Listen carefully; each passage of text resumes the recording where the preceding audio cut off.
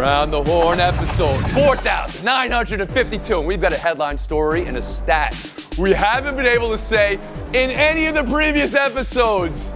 A choke for the ages. We're going out choking on this show and pacing ourselves. So pace yourself for the greatest clutch run in playoff history with the most clutch paddle in Around the Horn history. Clinton Yates, Courtney Cronin, Pablo Torre, and yes, the return of Israel Gutierrez. My man. That guy did look familiar. Yeah. I was like, is that? The reason why my bow tie is loose. Obama? No choking. I see you. Welcome home, Israel Gutierrez. You can catch Israel on his podcast, Oddball, with Amin El Hassan, and all over the Meadowlark multiverse. And you can get his NBA takes on Sirius. His 8-part series, 4 Years of Heat, is awesome. Available on iHeartRadio. Such a success. You got another one, and now they're up to episode 7, on their way to 10, Israel, on the Warriors, the Dub Dynasty. So, Israel, welcome home, I say again. You look great, by the way. Give us your life story and what we missed for the last 2 years. I mean, I'm still a big Florida Panthers guy. I'm still neighbors with Leo Messi. And I'm happy, very proud to be on the penultimate episode because everybody knows the finale is usually electric. No, come on. I mean, that's right. That's right. So good to have you here. Let's go. First word. The all-time comeback in a month of all-time comebacks for the Indiana Pacers. I'm going to start by asking you, how all-time a comeback is it? It defies reason, it defies logic. Naismith, Halliburton, how they could do this. That the Knicks could allow this maybe doesn't defy logic. The franchise woes you know about, but how this team, the Knicks have been so clutch all postseason and a different team this postseason. But that shot from Halliburton, I want it all. We're going wall-to-wall coverage. The entire first segment of the second to last show Around the Horn is on Halliburton's shot and the Pacers comeback. Talk to me about it, Israel Gutierrez. Around the Horn to you, what did we just witness? I mean, you just witnessed Aaron Naismith probably have the greatest 6-minute stretch in the fourth quarter of a playoff game that his team needed. And you might even forget about it because it was Tyrese Halliburton at the end there with the big shot. Aaron Naismith shot 43% from 3 this year, and yet he was still finding himself constantly open. I don't know if you want to blame OG Anunoby. I don't know if you want to blame Tom Thibodeau, but he was open because after that second one in that don't just stick to that guy like glue for the rest of the fourth period. It's like they didn't even know who he was, and yet here he was having Josh Hart hit the floor almost and just hitting these huge shots, the one to bring him within 2, and then Tyrese Halliburton took it from there, and he has been arguably the most clutch performer in the history of the playoffs. Is that really what it is? Because I feel like I want to say that, but I feel, is that hyperbole?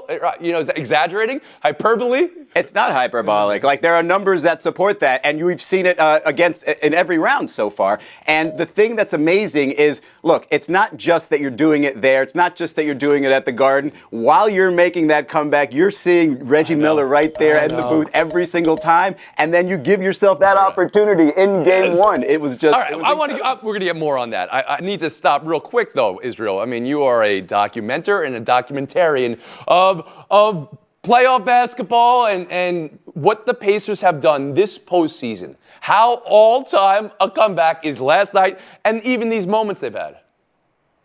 Huge of an all-time comeback. If you want to talk about the Warriors, imagine that was Steph and Clay. We'd be putting that in the history books right away. Okay, and what Naismith did was better than anything Clay did, in the fourth quarter of a playoff game with the Warriors. So yes, it is that significant, and it's almost like we're just learning of the Indiana Pacers, which is a great part about the parity of the NBA, because unless you were following them, maybe you don't know how good Andrew Nembhard is, or Andrew Naismith, or how good Miles Turner has become sort of a a new age big, a perfect new age big. So they are a complete team that can play both sides of the court.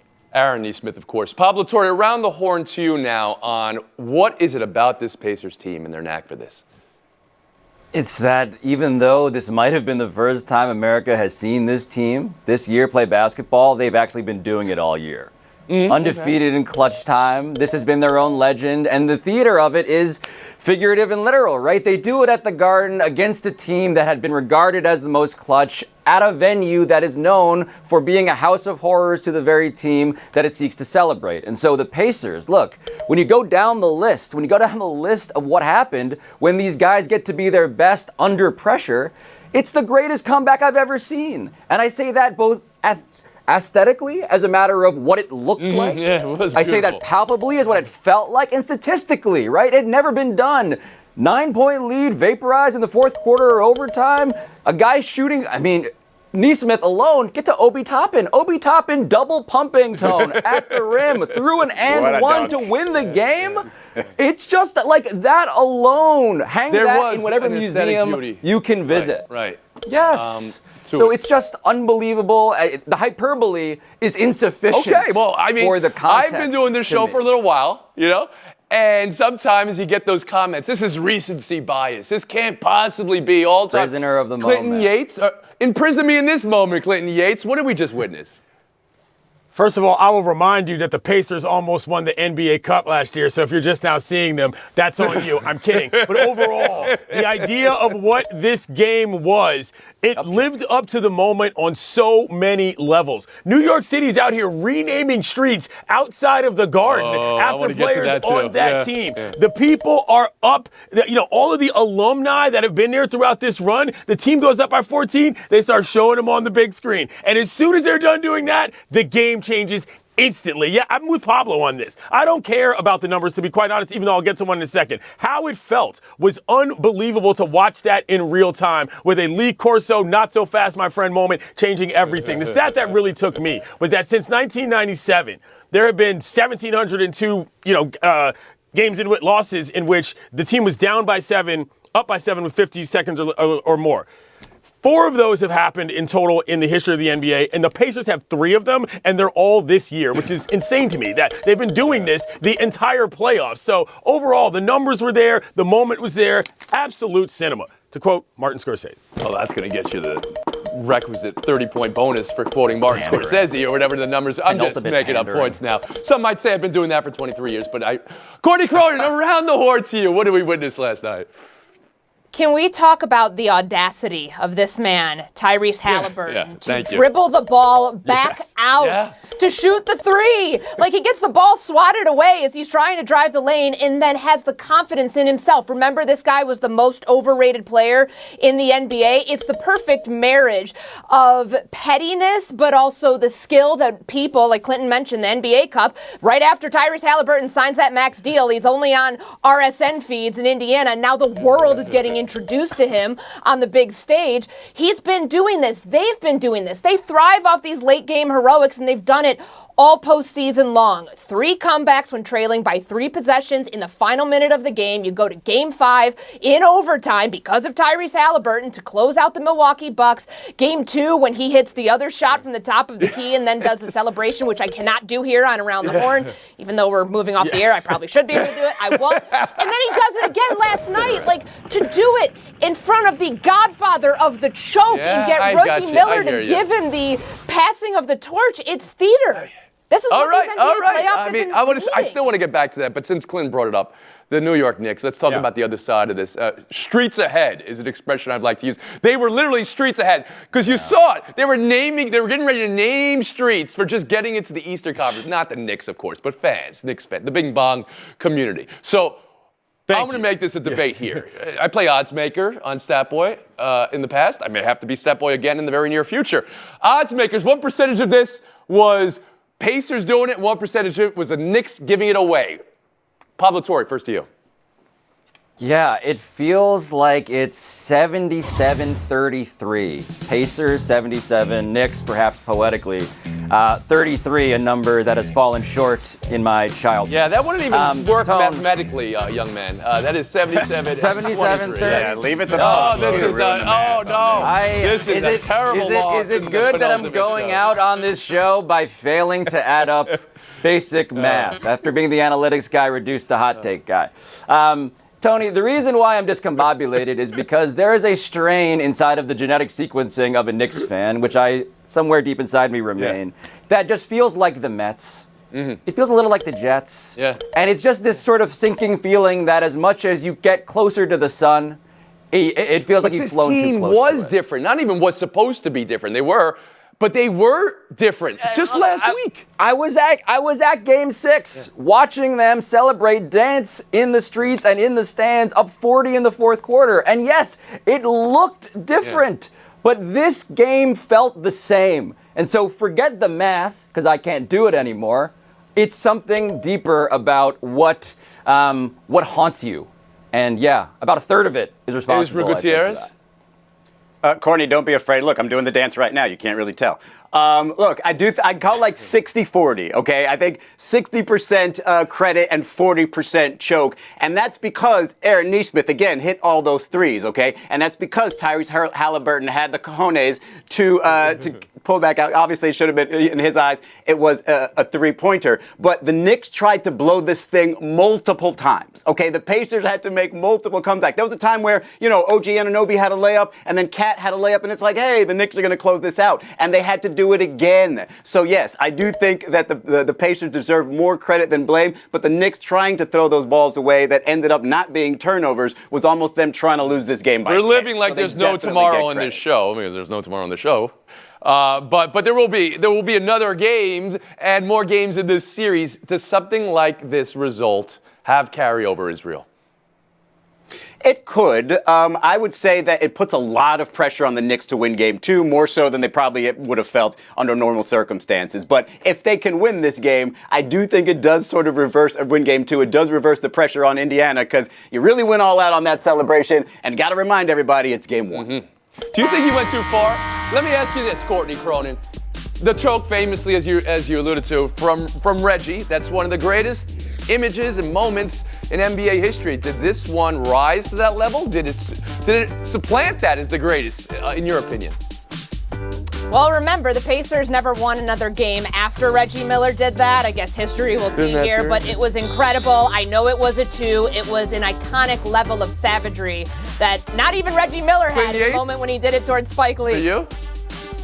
I don't need a complete facsimile. This guy, art and sports with history, does paintings for new things. It really happened in real life in front of our eyes. That's about as cool as it's going to get for a moment that's that iconic This was in better sport. for me. The ball hanging off the rim Yeah. for 4 seconds. It's incredible. High level. Cinema. Taking a break. Bye till next. It's buy or sell with a panel that gives 110% Pablo. 110%. And Yeah, I I appreciate get it. that. Tonight in Oklahoma City, Game 2, Thunder T-Wolves. What the Thunder did, showing that second and third gear in Game 1. And how the Wolves now need to respond and make adjustments. Anthony Edwards said, we're going to figure it out after Game 1, so I'm looking for the out that needs figuring. And also, a question just to throw out there, will Shai Gilgeous-Alexander get the whistles he's been getting now that that's been put under a microscope as fans are making mixtapes over that? Clinton Yates, what do you buy, what do you sell? Game 2. You can get fired up about Anthony Edwards not having the points you want in the fourth quarter, but he's also hurt. But my feeling is, without Rudy Gobert showing up, without a quintuple single, which he did last game, they're not going to be able to beat anybody anyway. So they've got to make more open threes. They got plenty, and I agree with Ant in terms of getting more shots, but that injury is clearly ailing him in terms of him being able to get to his favorite spot on the floor. If he feels better, he'll probably take it more You think too. tonight's a must-win game for Minnesota, Clinton? Bien sûr, mon ami. You do. You don't think they can go down 0-2? Courtney Cronin, how about you? No. I think it's pretty musty because they were in that spot last year against the Mavs when they went down 0-2 in the Western Conference Finals and then had to go home and got bounced in 5. So to the point of Anthony Edwards, yes, he tweaked his ankle. Apparently he's pretty angry today. That's what Mike Conley said happens after they lose. So hopefully you channel that into being able to elevate your teammates against this OKC defense. They're a team that's 8-0 this postseason when Anthony Edwards dishes out 4 or more assists. They're 0-3 when he dishes out 3 or fewer. So you know where to go. It's through Anthony Edwards. Through Anthony Edwards, but even he needs to facilitate more, it sounds like. Israel Gutierrez around the horn to you. Not too musty. I'd say a 4 on a scale of 1 to 10. You can go down 0-2 on the road and still come back and win a series. And the way they do figure it out is for Anthony Edwards to look within. And it's not just about scoring more. He only took 1 shot in the paint And Clinton, yes, his ankle is probably hurting, but he looked fine when he was about that far over the rim trying to dunk on Lou Dort. So I'm pretty sure he has the ability to be a lot more aggressive, take somewhere upwards of 30 shots, and then when the defense is focused on you, that's when Naz Reid, Dante DiVincenzo, Alexander Walker, like that's when those guys get their good shots and they don't have to force it, and then you're shooting the numbers that they shot in game 1. And Pablo Torre. Yeah, look, the mustiness of this reminds me of a wise man who once said on this program, to win tournaments, you gotta win tournaments. You gotta win. Tone, this game in particular, why do I say that? It's because the three-point shot has been the key to the Wolves all season. Them trying to shoot their way out of holes did not work in game 1. It was disastrous. And when Anthony Edwards says he only took 13 bleeping shots, yeah, a problem for him and Julius Randle, who also shot 13 bleeping times. The three needs to come through. They can't afford going down anymore. Okay, wow. So we need 30 shots from Anthony Edwards, Israel. That's a big number. And Clinton, nobody would complain. You need 3-pointers from Rudy Gobert, it sounds like. Who you got tonight? No. I got OKC. Rudy Gobert, I don't have a ton of faith in, but I'd like to see le monsieur un peu plus fort. Okay, Courtney Cronin, who you got? Get stronger, dude. I've got the Thunder at home in game. Israel Gutierrez. OKC, they allowed 0 fast break points in game 1. I think OKC will do it again. Pablo Torre. Minnesota. There it is. Somebody going the other way. Wow. I'm going to hold you to 16 that pick. We'll move on. Buy or sell 2. Huge third period last night for the Dallas Stars to grab game 1. Let's go around that horn. 6-3 was the final. That sounds like a beatdown, but this was tight. And then there were Oilers penalties. 3 Dallas power play goals to start the third period to make it 4-3, and then they added 2 more after that for that final. Around the final horn, there was brawling. So we also have heat in this series. Courtney, how much of this was Stars credit? How much of this was Oilers blame? 80% going to the Dallas Stars. Let's not forget, they were a team that entered the postseason on a 7-game losing streak, and their probability of getting to this stage is far less than everybody else. They've played with urgency, and they know their personnel. They know that the Oilers are bad on the penalty kill. It's been a problem all season. They attacked it in that third period, and they won. Israel Gutierrez? 10% credit to the Stars, 100% blame to the Oilers to complete the 110% of blame. You do not stay out of the box. There's 2 silly high-sticking penalties there, which Dallas scored on immediately. It was ridiculous. You got to know how to defend the league. Come on. Pablo Torre. 100-0 Stars. They didn't even do it with their Filipino hockey player, a guy who was real. I can acknowledge on my last show, Jason Robertson. That dude didn't even score. He's the best player on the team. 100 zip. And Clinton Yates. 100% Stars for this skate alone. They could not do anything on the power play in the first 2 periods. Getting the second intermission, Peter DeBoer says, get your head out of your behind, and they end up turning it around. 5 unanswered? Yeah, that's on the Stars. The riding Tim Kalishaw all the way to a 1-0 lead to Dallas. Top Cat, what up? Hey, you know, since you guys are giving 110% today, of course, what we would require of you. Everybody's getting a FaceTime today. No eliminations. This is our last trip around this horn. We'll be back. FaceTime next. Look at those scores today. That'll go in the all-time points per game average for our panelists, which we'll keep on our Wikipedia page and somewhere else as well. But now, of course, I've waited all show for this, our FaceTimes. And first up, Pablo Torre. Yeah. Tony is a guest on my show this week. We spent an hour together. My feelings and emotions will be there. This is for the math. I have just been informed by Caroline, our statistician, that I am officially Tony, it chokes me up to say this. I have the lowest points per show average in the history of Around the Horn, thanks to you today. And I love it. I love that my win total is 137.75. I love that I went from Alex Smith man to morning Around the Horn with the real Alex Smith yesterday. Yeah. I love this family. I love that this doesn't feel real yet, because I expect to do this for a very long time still in my heart, in my bones. I love you guys. 138.75. That is his final number, actually. Courtney Cronin, FaceTime, please. One of my favorite things about Around the Horn is that it took sports reporters all across the country and gave them an opportunity to talk about their teams from their city on the national stage. Like when this show was just getting started, I was a middle schooler arguing with my friends about who we were more upset with after the 2003 NLDS Game 6. Was it Steve Bartman or was it Alex S. Gonzalez? For the last 3 years, I've had a chance to put on for a place that means so much to me in the city of Chicago, and I've gotten to give a piece of my home to the viewers of Around the Horn, and I'm so grateful for that. Clinton Yates, FaceTime.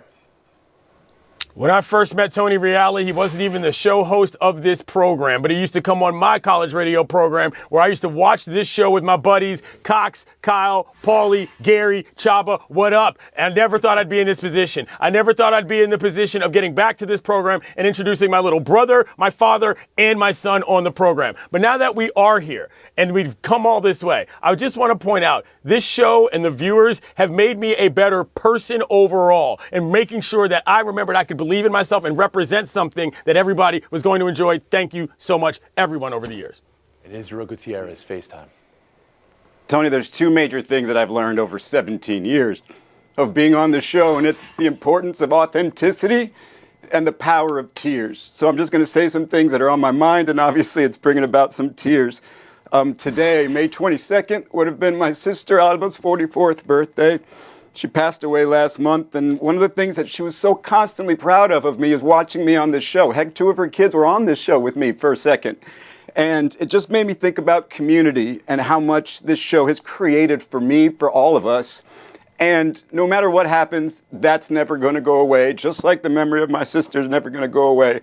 So thank you so much, and I love you all for it. Oh my goodness, Israel, thank you. And we are, of course, all feeling your pain and so sorry. Ant-Man locked in as we get you ready for this game. Welcome into SportsCenter, playing the role of Sonny Crockett, Miami Vice style, is L. Duncan. I am Kevin Nagani here for the next 90 minutes leading into NBA Countdown. Heather Didish has some big college football news. Roll the sleeve. I was going to say, wait, which one's who? All right, and we break down the Knicks breakdown in Game 1 of the Eastern Conference Finals. Stephen A. is standing by to react to the Pacers channeling their Reggie Miller and Shock New York. But we're going to start out west. Kevin just mentioned, got a big one tonight where the Wolves were thunderstruck in Game 1 of the Conference Finals. It's a great song, by the way. They led at the half and lost by 26. Game 2 tonight on ESPN. Sorry, Minnesota, but the last 8 teams to win Game 1 of the West have won the series, and 5 of them went on to win the title. But here's the good news for Minnesota. They bounced back in a big way after its previous 2 losses this postseason. The Wolves lifted their scoring by nearly 30 points per game in those 2 games immediately following a loss, and their field goal percentage ballooned to nearly 50% in those games as well. On the scene for us in OKC, our NBA reporters, we've got Dave McMenamin and Tim McMahon. And I'm going to start with you, Mac-10. In Game 1, we saw Anthony Edwards roll his ankle in the first quarter. What are you hearing about how he feels and his availability tonight? Yeah, Al, I mean, Anthony Edwards has tweaked both of his ankles in each of the 3 rounds thus far. I wouldn't worry too much about that. Obviously, you saw him go to the back, get it tested in Game 1, came back, and was still able to, play an aggressive style. He wants to tweak his game plan, though, to play even more aggressive. He wants to get off the ball in Game 2, be more of a catch-and-shoot threat. Clearly, he has that in his arsenal. He led the NBA in three-pointers made during the regular season. I talked to Mike Conley about that approach from Ant this morning at shoot-around, and Mike said what we need to do to help Ant do that is remind him, hey, you don't need to stay back and get defensive rebounds. We'll get the rebound, get up court, and when we call plays, obviously we're going to have Anthony Edwards top of mind trying to get you the ball, to get you going. Chris Finch said it would be good to get Ant in moving scenarios off the ball to try to mix up the OKC defense. Yeah, some people speculating maybe it impacted Ant-Man, the idea he rolled his ankle, because he was 3 for 10 from the floor over those final 3 quarters. That also could be a function of facing the best defense in the league, Tim McMahon. So what is OKC saying about their confidence in their defense after Game 1? Howdy, Al. Look, like you said, this has been the best defense in the league all season, and the Thunder have cranked that up a couple notches in the playoffs. They're giving up fewer points. They are creating more turnovers, and they are converting those turnovers into more points. In fact, They are converting turnovers into over 25 points per game in the playoffs. That is the most during a postseason of the play-by-play era, according to our chief nerd from the research department, Stats Williams. And look, Mark Daigneault says they don't emphasize turnovers. They emphasize making their opponents play in crowds, trusting their scheme, being aggressive in their help, and trusting their teammate. Jalen Williams, who had 5 steals in Game 1, says it's that trust that allows them to gamble as much as they do, that allows them to aggressively go for those steals and figure, hey, if we don't get it, our guys are going to have my back, and they'll be able to rotate and recover from that. And like I said, their best offense a lot of times is that defense, getting them out in transition. Yeah, you are absolutely right. The Thunder are the first team to score 30-plus points off turnovers and allow 0 fast break points in a playoff game in the play-by-play era. Tim McMahon.